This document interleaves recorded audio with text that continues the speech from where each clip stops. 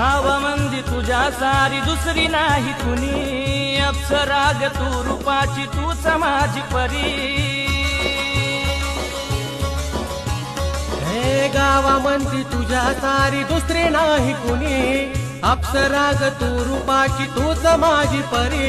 बघून तुला झालं तुझा सल्लू, तूच माझी पिल्लू जानू